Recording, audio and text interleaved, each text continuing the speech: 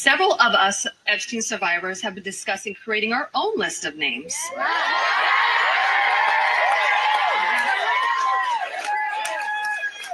We know the names. Many of us were abused by them. Now, together as survivors, we will confidentially compile the names we all know were regularly in the Epstein world. And it will be done by survivors and for survivors. No one else is involved. Stay tuned for more details on that. Because history is watching, and so are the women who will come after us. Thank you.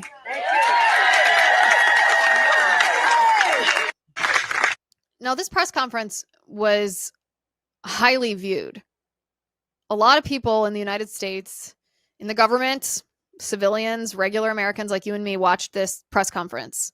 We wanted to hear what was said. We wanted to hear if there was new information that was released, and if so, what it was. But my question following this press conference is, if you have a list of the names of people who were associated with Epstein, who committed crimes similar to the crimes that Epstein committed, sexual crimes against underage girls, why aren't you releasing those names today? Why stand up at the podium after all this time and claim that you have this information and yet don't disclose this information? It doesn't make sense to me. Maybe there's a reason why that I haven't thought of. Maybe there's a process in place. Maybe there are legal implications of accusing someone if you don't have evidence. But why don't they stand up and say, this is the name of the person, I was coerced into having sex with him, that was sexual abuse, this is a crime? If that exists, release it publicly. We don't want more white binders. We don't want more promises of information. We want the information. This was also the case with the 33,000 pages of Epstein files that were released by House Oversight. The 33,000 pages were given to House Oversight by the Department of Justice, so by Pam Bondi's people. And what's in the 33,000 pages, well, 97% of it is old news. 97% of it is files that have been previously released. The 3% of files that are new are flight logs that are highly redacted. This is not a revelation. This too might as well have been put in a white binder. Now, the reason that House Oversight released these files is because of what Congressman Thomas Massie is doing. You can agree with him or you can disagree with him, but I know the President Trump strongly disagrees with Thomas Massie, and he's even the president has told Republicans that if you go along with Thomas Massie, you are committing an act of disloyalty to the president. Putting that aside for a second, we'll talk about that in a moment. What Congressman Massie is doing, theoretically, is something that I've been calling for Congress to do for a long time, and that is get members of Congress on record about everything. Because if you think that members of Congress who are supposed to represent us are not in alignment with how based we are, what we want them to do, it's because they face no accountability for not doing what we want them to do. And one of the ways that they avoid that accountability is they never go on record. They never actually take the hard position. They never actually have to cast a vote on the things that would make their base, their constituents, their donors angry. And what Thomas Massie's doing is what actually should be done on almost every issue, and that is make these members of Congress go on record. So what's going to happen if this discharge petition is actually, if it actually succeeds, if it results in a piece of legislation brought to the floor of the House of Representatives, and that piece of legislation forces members of Congress to vote on whether the Epstein files should be released, this puts members of Congress in a very interesting position. They can either listen to their constituents, we obviously want the Epstein files to be released, or they can vote no, and it then looks like they are trying to hide the Epstein files. Now, again, that's sort of setting aside President Trump's interaction with Congress and telling Republican members of Congress, don't vote for this. If I'm a Republican member of Congress, I vote for this. You don't vote no on this. You can like the president, you can support the president, you can respect the president. You know I do. But you don't vote against the release of the Epstein files. What you'll see happen if this is brought to the floor is you'll see Republicans vote in favor of this. And you'll see the Republicans who refuse to vote in favor of this, you'll see them face accountability from their voters. And this is exactly what's supposed to happen. So if you want, remove the content of this for a second and just look at the process. This process is how you and I make Congress be more based. It's how you make members of Congress walk in lockstep with us versus what they usually do, which is, not representing what we want at all. Now, Congresswoman Anna Paulina Luna, who sits on the House Oversight Committee, had a very interesting comment about Jeffrey Epstein and his possible reported alleged ties to Intel meaning intel agencies, ours, or maybe foreign intel. Luna commented on Epstein's possible ties to foreign intel, and I want to play that video now. The biggest thing that stands out to me is the victims themselves have stated that this is a lot bigger than I think anyone anticipated. We are obviously going to be requesting the SARS reports from Treasury, and also following up on that. There's some very rich and powerful people that need to go to jail. I think everyone's been frustrated as to why that hasn't happened before. But it is very much so a possibility that Jeffrey Epstein was an intelligence asset working for our adversaries.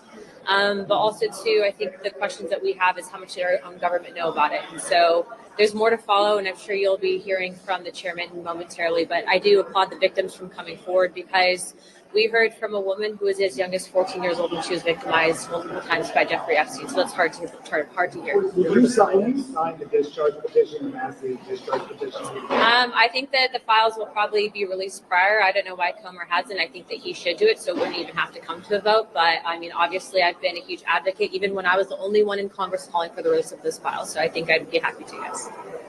Thank you. What do they call for the victims? Do they want those files released? The victims want information to be out there, but they don't want their personal information, I think, for good reason to be out there. So I think from the get-go, even the Attorney General has stated that there's victim information that you have to make sure that's private, being that some of the victims also, too, are as young as 14, that's child pornography. No, thank you, guys. Okay, let her through. Now, again, I would say, of all the theories about Jeffrey Epstein, the one that I find to be the most plausible, the one that I'm not ideologically tied to this, but the one that I find to be the most likely to make the most sense, would be the theory that Epstein was an off-the-books liaison, financial liaison, between or brokering deals between governments that didn't want to look like they were associated with this deal. The example would be Iran-Contra, right? There were off-the-books liaisons that brokered the deal between the U.S. government giving arms, which was against the law, to Iran at the time. And the U.S. government didn't want to look like they had their hands in it. And so they used off-the-books liaisons to kind of transact these deals. This is the most likely scenario, in my opinion, given the information that we have right now about what relationship Jeffrey Epstein had to Intel. Now, what Intel that is, I don't know. I don't know whether that's CIA. I don't know if that's FBI. I don't know if that's NSA. I don't know if it's any other of the alphabet soup agencies here in the United States, in our intelligence community. I don't know whether that's foreign intel. I don't know whether that's, the UK intel, the French intel, Saudi intel, Israeli intel. I don't know.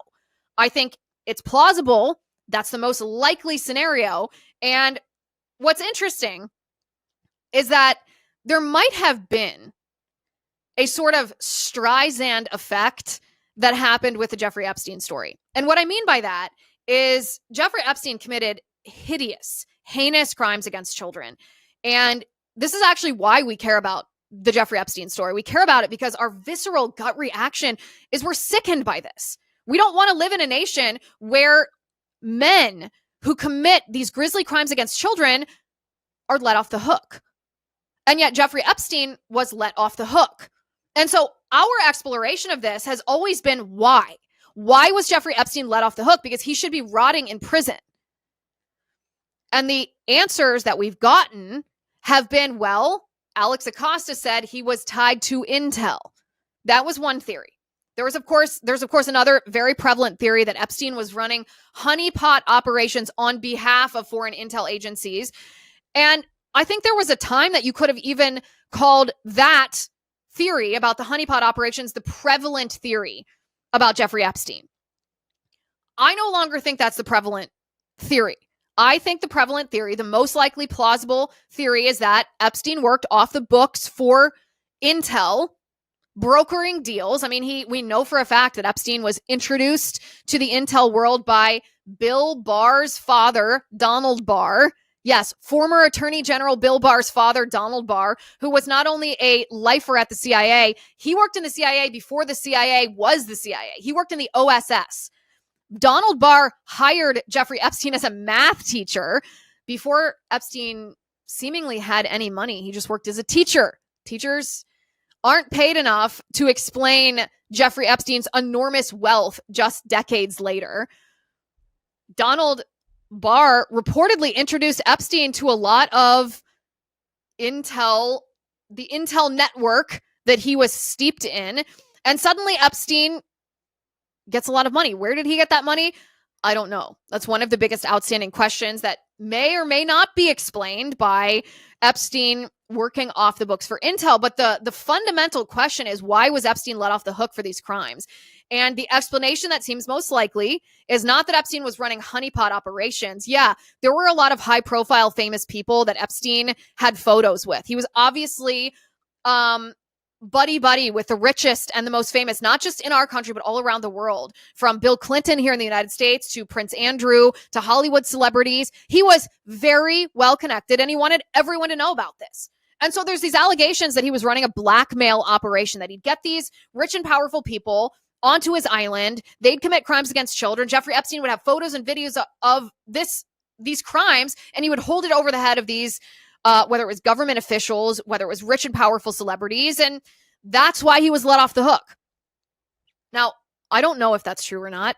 None of us know that that's true or not. What seems perhaps more likely is that Jeffrey Epstein was very rich and well-connected. How he got his money, we don't know. So maybe that's a big unanswered, that is a big unanswered question. Maybe the explanation is key here. But what seems more likely is that Jeffrey Epstein, birds of a feather flock together. And so he attracted other nasty characters from the rich and the powerful, and that they committed crimes together, that they engaged in debauchery together. Whether there's blackmail involved in that, I don't know. It's plausible. It's plausible that there was sort of unspoken blackmail and that that's how he got all of his clients, that once he engaged in such debauchery with these rich and powerful people, that they suddenly became his clients, maybe because of an unspoken threat that if you don't, I'll reveal this. That's plausible, but it seems more plausible that it wasn't a honeypot operation on behalf of Intel, and that Intel covered it up because he was an off-the-books liaison. That's the question that we need to know. And thanks to you, we are one step closer to getting an answer to that question. Chairman of the House Oversight Committee, James Comer, has announced that, again, thanks to you raising your voice. We've talked about it endlessly on this show. Sure, you can interview Ghislaine Maxwell. Sure, you can demand the Epstein files, but the real way, the best way, the most effective way to get the answer to the question of why was Jeffrey Epstein let off easily for committing the crimes the government knew he committed is to interview Alex Acosta, the man who let him off easily, the man who reportedly said it was because I was told to back off because Epstein belonged to intelligence. We said, interview Alex Acosta, release the Alex Acosta Department of Justice OPR transcript, and you will be one step closer to actually answering the question. Well, thanks to you, Representative Comer, Chairman Comer, says that Alex Acosta is now coming in to testify. Take a listen. Just give a quick update. I think everyone knows who all we've subpoenaed thus far. In the initial batch, we subpoenaed 6 former attorneys general, as well as Bill Clinton and Hillary Clinton. We've expanded that to Alex Acosta. Acosta's coming in, I believe, September the 19th, 16th or 19th. We've got that date down. I know that we'll have a lot of questions for him with respect to an earlier Epstein prosecution that he was involved in when he was U.S. Attorney. We have the documents, the initial batch that had been sent by the White House. As you know, we also subpoenaed Pam Bondi for those documents. The White House is working with us. I want to publicly thank the White House for turning over so many documents thus far. We're in the process of uploading those documents for full transparency so everyone in America can see those documents. It's going to, as quick as we can get them uploaded, and as the speaker said, there are 34,000 pages. We're doing everything we can to get those uploaded. We want those to be public as soon as possible. And then we're going to continue to bring in more people. We learned of some additional names today. We're going to do everything we can to give the American public the transparency they seek, as well as provide accountability in memory of the victims who have already passed away, as well as those that were in the room and many others who haven't come forward. So we're sincere about this. This was a 2.5 hour discussion. It was as bipartisan as anything I've seen in the 9 years I've been here.